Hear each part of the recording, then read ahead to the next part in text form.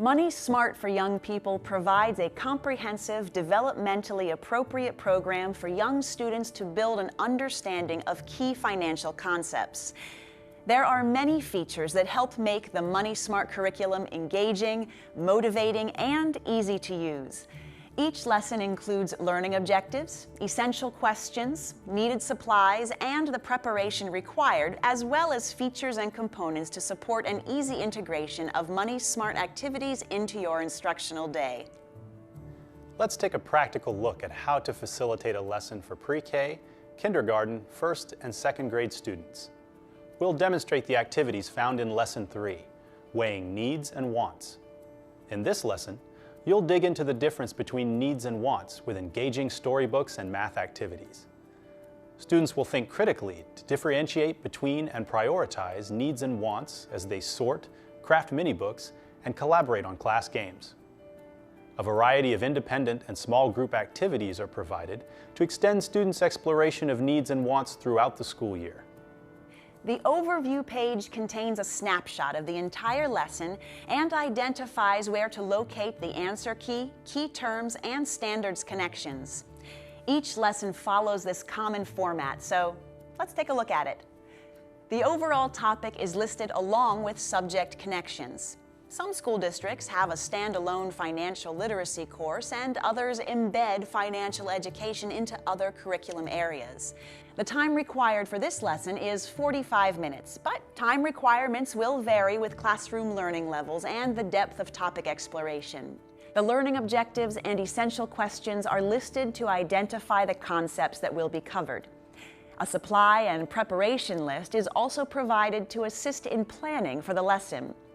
You will need a projector for the teacher slides and chart paper with markers, pencils, and crayons.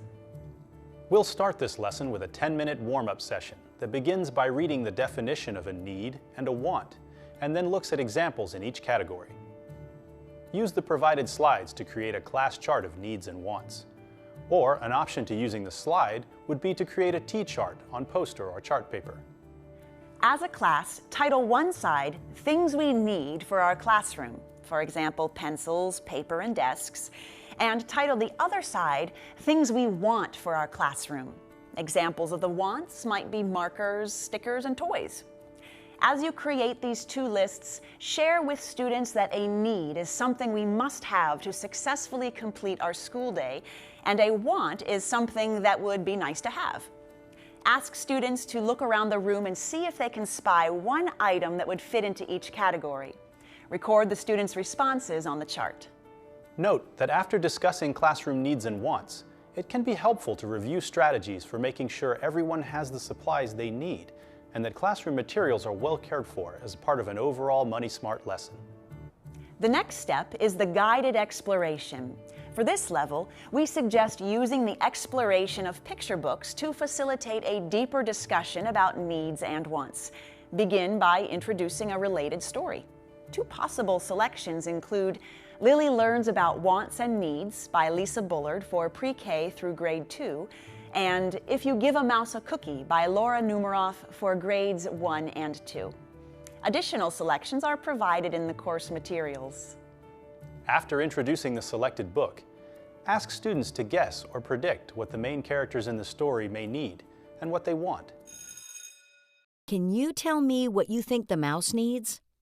Can you tell me what he wants? Sometimes we may need to choose between what we need and what we want, or we might have to choose between two things we want. Discuss as a group what choices the characters in the story made. And as a class, reflect on 3 items the main character in the story wanted. The mouse wanted a straw. The mouse wanted a mirror. The mouse wanted to take a nap. Ask students, how would you choose if you were the mouse? Which one would be your first choice? Which would you choose second? And how about your third choice? Now, why did you choose those? And what made you put them in that order? After discussing the story, have students practice sorting needs by completing the Needs and Wants handout. For pre-K and kindergarten students, ask them to work as a group to match each item to needs or wants, and then have them color the activity sheet. For students in grades 1 and 2, extend the activity sheet by asking them to number the 3 wants that are pictured in order of their own ranking. The next step in the lesson is prioritizing needs and wants. Start by asking students to imagine someone who is going shopping for school supplies and ask, Ellie is going shopping for school supplies. What items does she probably need to buy? What things does she probably want to buy, but most likely doesn't need for school? Discuss how a student might make choices on the shopping trip. Then introduce the My Needs and Wants mini-book handout. Read the mini-book pages aloud and show how to complete each page and assemble the book. For pre-K and kindergarten, you may want to assist children by cutting out the pages of their books beforehand and assembling their books for them. Then they might draw, paste magazine images, or use stickers of items they need and want instead of writing the words.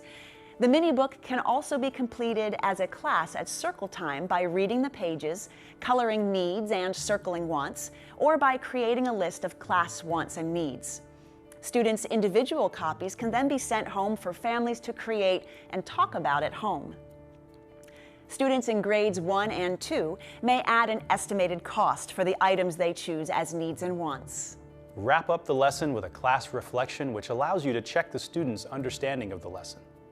At this point, you can ask students, what are needs and wants? How do you choose between things you need and want? Then invite them to share their responses. The Educator Guide presents a number of activities that can be used throughout the school year to extend this lesson through various subjects or centers, such as those for literacy, math, technology, social studies, and arts and dramatic play. These extended exploration activities can be completed as a class, in small groups, or during center time. Thank you again for your interest in Money Smart for Young People. To learn more about the FDIC's free resources for educators, visit www.fdic.gov/teachers.